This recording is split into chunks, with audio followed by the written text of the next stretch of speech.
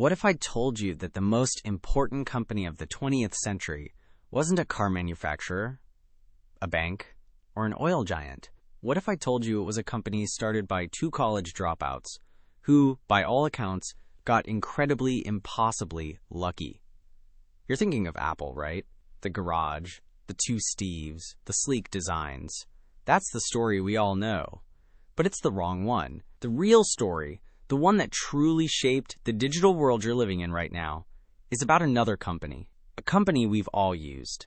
A company we all think we know, but whose real, brutal, and almost unbelievable origin story has been buried under decades of corporate PR and legal battles. This is the story of how Microsoft pulled off the greatest heist in business history, built an empire on a single, world-changing bluff, and then almost lost it all. Forget everything you think you know about Bill Gates. The nerdy philanthropist, that's the second act. The first act is a story of ruthless ambition, betrayal, and a vision so audacious it bordered on insanity. This isn't just the story of a software company. This is the story of how the modern world was coded. The year is 1975. The world is analog. Music comes on vinyl. Photos are developed in darkrooms. And computers are colossal, room-sized behemoths owned by universities and mega-corporations. They are the domain of white-coated priests of technology, running complex calculations and storing data on massive reels of magnetic tape. The idea of a person owning a computer was as absurd as a person owning a private jet. It was science fiction. But in the geeky underbelly of American suburbia, a revolution was brewing. Hobbyists, tinkerers, and electronics enthusiasts were starting to dream of something smaller, something personal. And in January of that year, the dream took a tangible form. The cover of Popular Electronics magazine featured a machine called the Altair 8800.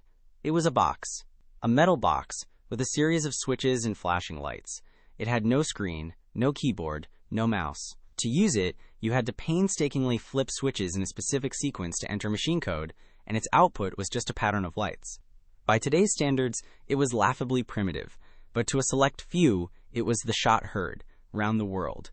It was the first commercially successful personal computer kit. For a few $100s, you could build your own computer.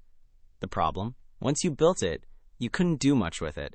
It was a beautiful, inert box. It lacked a soul. It lacked software. Specifically, it lacked a programming language that could make it accessible to people who weren't hardware engineers. Across the country, in the hallowed halls of Harvard University, a young, fiercely intelligent, and notoriously abrasive student named Bill Gates saw that magazine cover. And he didn't just see a hobbyist toy. He saw the future. He saw a tidal wave coming, a paradigm shift that would put a computer on every desk and in every home. And he knew with absolute certainty that the real money, the real power, wouldn't be in the boxes themselves. It would be in the software that made them run. At the same time, his childhood friend, Paul Allen, a man with a slightly gentler demeanor but an equally sharp technical mind, was working as a programmer for Honeywell in Boston. Allen rushed to Gates, waving the magazine, convinced this was their moment. The two had been inseparable since their days at the exclusive Lakeside School in Seattle. They were the kids who ditched gym class to spend hours in the school's computer room, teaching themselves to code, hacking the school's scheduling system, and dreaming of starting their own company. They had even started a small and ultimately unsuccessful venture called Trafo Data, which aimed to analyze traffic data from municipal governments. They were obsessed, driven, and convinced they were smarter than everyone else in the room, and the Altair was the opportunity they had been waiting for their entire young lives. The company that made the Altair MITS was based in Albuquerque, New Mexico. It was run by a man named Ed Roberts, a former Air Force officer with a gruff, intimidating presence. Gates and Allen knew that if they could create a version of the popular programming language BASIC for the Altair, it would be the key to unlocking the machine's potential. There was just one problem. They didn't have an Altair. They hadn't even seen one in person, and they certainly didn't have a working BASIC interpreter for it. But that didn't stop them. In what would become a defining characteristic of their future business dealings, they decided to bluff. Paul Allen called Ed Roberts at MITS. He told him, with a confidence he absolutely did not feel, that he and his partner had developed a BASIC interpreter for the Altair, and were interested in demonstrating it. Roberts, inundated with similar calls, was skeptical. He told Allen he was the 15th person to call him that day with the same claim. But something in Allen's voice, some spark of genuine excitement and technical fluency, made him pause. He told Allen, "All right, the first one to show up here with a working BASIC gets the contract." The race was on.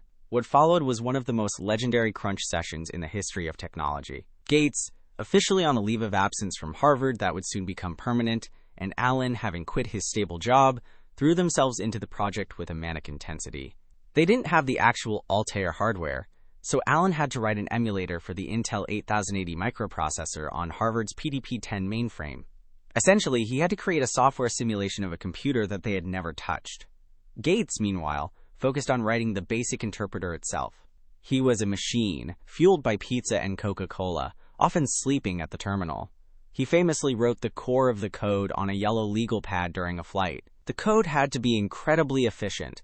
The Altair had a laughably small amount of memory, just 4 kilobytes. Every byte was precious. Gates obsessed over optimization, shaving instructions, finding clever ways to pack as much functionality as possible into a tiny footprint. It was a masterpiece of compact, efficient coding, written under immense pressure and with no way to actually test it on the target machine. After 8 frantic weeks, they had something. A program stored on a roll of paper tape. Paul Allen was tasked with the terrifying mission of flying to Albuquerque to demonstrate the software to Ed Roberts.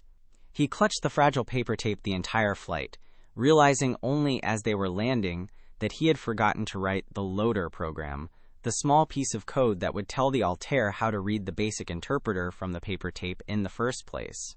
In a panic, he scribbled the machine code for the loader on a piece of paper during the final descent. When he arrived at MITS, he was led into a room with Roberts and a crowd of skeptical engineers. The atmosphere was thick with tension. Allen, sleep-deprived and running on pure adrenaline, was handed the Altair. He painstakingly toggled the switches on the front panel to enter his handwritten loader program. Then, he fed the paper tape into the reader. The machine whirred. The lights flickered. For a moment, nothing happened. The room was silent. And then, the teletype machine connected to the Altair clattered to life and printed 2 words. Memory size? It worked. The program had loaded. Allen, barely believing it himself, typed, "Print 2 plus 2. The machine responded instantly. 4. The room erupted. They had done it. They had bluffed their way into the deal of a lifetime.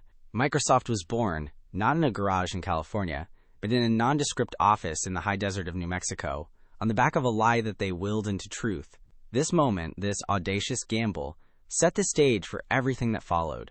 It wasn't just about writing good code. It was about seeing an opportunity, seizing it with absolute conviction, and being willing to bend the rules to win.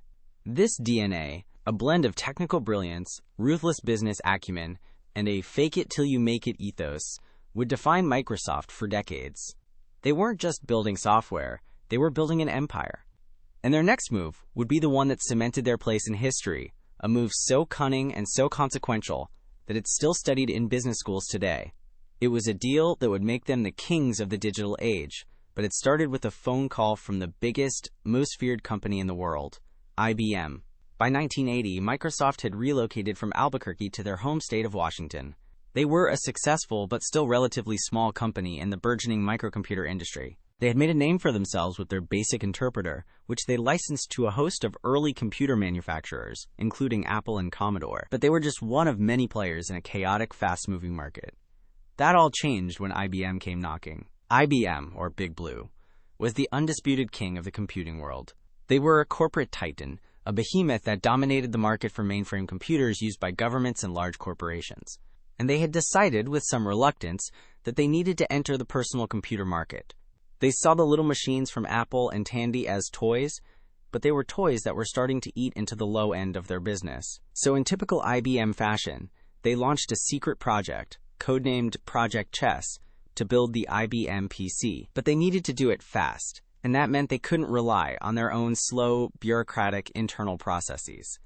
For the first time in their history, They decided to build a machine using off-the-shelf parts and, most importantly, an operating system from an outside company. Their first stop was not Microsoft. It was a company called Digital Research, run by a brilliant but iconoclastic programmer named Gary Kildall. Kildall had created CP/M, the dominant operating system for microcomputers at the time. It was the logical choice. But the meeting between IBM and Kildall has become the stuff of legend, a pivotal what-if moment in tech history. The story goes that the IBM executives, in their stern suits, showed up at Kildall's house, and he, being an avid pilot, was out flying his plane. His wife, who was also his business partner, was hesitant to sign IBM's incredibly restrictive non-disclosure agreement without his review. The deal stalled. The IBM representatives, on a tight schedule, left frustrated. Whether Kildall was truly just out for a joyride or deliberately snubbing the corporate stiffs from IBM is a matter of debate, but the outcome is not. IBM needed an OS, and Digital Research had fumbled the opportunity. So they turned to the other software company they were already talking to for programming languages, the small, hungry, and incredibly ambitious Microsoft. When IBM asked Bill Gates if he could provide them with an operating system, he said yes. It was the Altair moment all over again, but on a planetary scale. Because, of course, Microsoft did not have an operating system. They made programming languages. But Gates, ever the opportunist, saw the real prize. The languages were just applications. The operating system was the soul of the machine. It was the foundational layer, the platform upon which the entire ecosystem would be built. Controlling the OS meant controlling the industry. He told IBM he could get them one. Then he hung up the phone and immediately went looking. His search led him to a small company just a few miles away called Seattle Computer Products.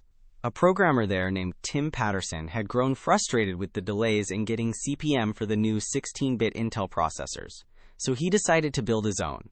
He called it QDOS, for Quick and Dirty Operating System. And it was, by his own admission, a fairly straightforward clone of Kildall's CP/M. Gates and Allen approached Seattle Computer Products. They didn't reveal that they were working with IBM. They simply said they needed a 16-bit operating system for a project they were working on. They first negotiated a licensing deal, and then, a few months later, they bought the entire OS outright for the paltry sum of $50,000. They quickly polished it up, renamed it MSDOS, Microsoft Disk Operating System, and took it back to IBM. Now came the masterstroke. In his negotiations with the corporate giants from IBM, the 25-year-old Bill Gates made a decision that would be worth hundreds of billions of dollars. IBM, accustomed to owning all its technology, assumed they would buy the software outright. But Gates, with a foresight that was nothing short of genius, refused. He insisted on a licensing model. He proposed that IBM would pay Microsoft a flat fee for every single PC they sold that included MS-DOS. But the crucial part was that Microsoft would retain the rights to the software. They were free to license MS-DOS to any other computer manufacturer who wanted to make a machine that was IBM compatible. The IBM executives, focused on selling their own hardware, didn't see the threat. They agreed. They believed the value was in the IBM brand and the physical machine, not the disposable software inside. It was one of the biggest blunders in corporate history. When the IBM PC was released in 1981, it was a massive success. And because IBM had used off-the-shelf parts, other companies like Compaq and Dell quickly figured out how to reverse engineer it and create their own clones. These clones were cheaper and often better than the IBM original. But they all needed an operating system to be IBM compatible. And who was there to sell it to them? Bill Gates. Every time a PC was sold by anyone, anywhere in the world, a small check was sent to Microsoft.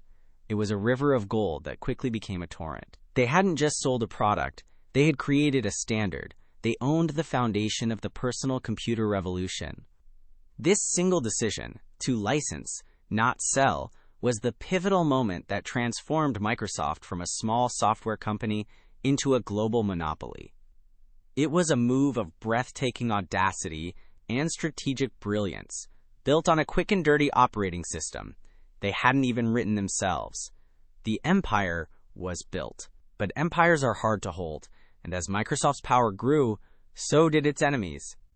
The ruthless tactics that had served them so well in their rise would soon bring them to the brink of destruction. The 1990s were Microsoft's golden age. They were invincible. The launch of Windows 3.0 in 1990, followed by the cultural phenomenon that was Windows 95, had transformed computing. The command line interface of MS-DOS was replaced by a graphical user interface with icons, windows, and a mouse. It was a direct, and many would say inferior, imitation of the Macintosh interface Apple had pioneered years earlier. But it didn't matter. Because of the MS-DOS licensing deals, Windows ran on the vast majority of computers in the world. Apple was a niche, luxury product. Windows was for everyone. Microsoft was a monopoly in the truest sense of the word. They controlled the platform. And with the launch of Microsoft Office, a suite of applications including Word, Excel, and PowerPoint, they also controlled the essential tools of productivity. They were on top of the world. Bill Gates was the richest man on the planet. The company seemed unstoppable. But a new threat was emerging, one that came from outside the world of personal computers. It was a global network of interconnected computers, a decentralized web of information that no single company controlled. It was the internet, and Microsoft, in its ivory tower, completely missed it. In a now famous 1995 memo titled The Internet Tidal Wave, Bill Gates belatedly acknowledged the threat. He realized that the internet, and specifically the World Wide Web, could become a new platform, one that made the underlying operating system irrelevant. If applications could run inside a web browser, it wouldn't matter if you were on Windows, a Mac, or something else entirely. The browser, not the OS, would be the new gatekeeper. And a small, nimble startup called Netscape was running away with the browser market. Their product, Netscape Navigator, was the de facto way to access the web. It was fast, innovative, and incredibly popular. Microsoft saw this not as a competition, but as an existential threat. And they responded with a ferocity that would shock the business world and attract the unwanted attention of the United States government. Their strategy was simple and brutal, and it would later be summed up by the phrase, embrace, extend, and extinguish. First, they embraced the internet by developing their own browser, Internet Explorer. The initial versions were clunky and inferior to Netscape Navigator. But Microsoft had a weapon that Netscape could never match, the Windows monopoly. This led to the extend part of the strategy. They began to deeply integrate Internet Explorer into the Windows operating system. It wasn't just an application you could install. It was part of the very fabric of Windows. With the launch of Windows 98, you couldn't uninstall it. It was the default, and for most users, the only browser they ever knew. This was the beginning of the extinguish phase. They gave Internet Explorer away for free, cutting off Netscape's primary source of revenue. They used their power over PC manufacturers, the Dells and Compaqs of the world, to ensure that their machines shipped with the Internet Explorer icon and only the Internet Explorer icon on the desktop. Internal emails, later unearthed in court, revealed the chillingly predatory nature of their strategy. One executive wrote about the need to, quote, cut off Netscape's air supply. It was a corporate war, and Microsoft was using its monopoly power to crush its smaller rival. And it worked. Netscape, once the darling of the tech world, saw its market share plummet. They were eventually acquired by AOL and faded into obscurity. Microsoft had won the browser war, but their victory came at a huge cost. Their aggressive tactics had crossed a line. In 1998, the U.S. Department of Justice, along with 20 state attorneys general, filed a massive antitrust lawsuit against Microsoft. The government accused the company of using its monopoly power in the operating system market to illegally stifle competition and harm consumers. The trial that followed was a public relations disaster for Microsoft. The company that had once been seen as an American success story was now portrayed as a predatory bully. The star witness against them was, in a way, Bill Gates himself. His videotaped deposition was a masterclass in arrogance and evasion. He was combative, forgetful, and dismissive. He quibbled over the definitions of words like compete and ask. He came across as a man who believed he was above the law. The public and the judge were not impressed. In November 1999, Judge Thomas Penfield Jackson issued his findings of fact, and they were a damning indictment. He declared Microsoft a predatory monopoly that had used its power to crush rivals and harm innovation. The following year, he issued his remedy, the complete breakup of Microsoft into two separate companies. One company would get the Windows operating system, and the other would get everything else, including Microsoft Office and Internet Explorer. It was the corporate death penalty. The company that had dominated the tech world for 2 decades was on the verge of being forcibly dismantled. The crisis was existential. Their stock price cratered. Their reputation was in tatters. The empire, built on audacious bluffs and ruthless strategy, was about to be shattered by the consequences of its own success. It was the darkest moment in the company's history. They appealed the decision, of course, and the legal battle would drag on for years. The breakup order was eventually overturned on appeal, but the company was forced to operate under a consent decree for years, with government oversight of its business practices. They had survived, but they were wounded. The swagger was gone. The era of unquestioned dominance was over. And in the years that followed, as the tech world shifted once again, Microsoft, distracted and defensive, would enter its lost decade, missing the next 2 great tidal waves in technology: search and mobile. The dark side of their ambition had brought them to the brink, and the true cost of their victory was a loss of focus, a loss of innovation, and a loss of the very thing that had made them great: the ability to see the future. The legacy of a company like Microsoft is never simple. It's a tangled web of contradictions. For decades, they were the evil empire, the Borg, the monolithic monopoly that crushed innovation and dictated the terms of the digital world. And there's truth in that. Their ruthless tactics against competitors are a matter of public record. The embrace, extend, extinguish strategy left a trail of dead companies in its wake. For a generation of programmers and entrepreneurs, Microsoft was the enemy, the symbol of a closed, proprietary world they were fighting against. The lost decade, under the leadership of Steve Ballmer, seemed to confirm this narrative. While Google was building a search empire, and Apple was redefining the world with the iPhone, Microsoft was churning out lackluster versions of Windows, fumbling its mobile strategy with Windows Phone, and generally seeming like a relic of a bygone era. They were the big, slow dinosaur, waiting for the asteroid. But that's not where the story ends. In 2014, a new CEO took the helm. Satya Nadella, a quiet, thoughtful engineer who had spent his entire career at the company, initiated one of the most remarkable corporate turnarounds in history. He declared that the era of Windows First was over. The new mantra was mobile first, cloud first.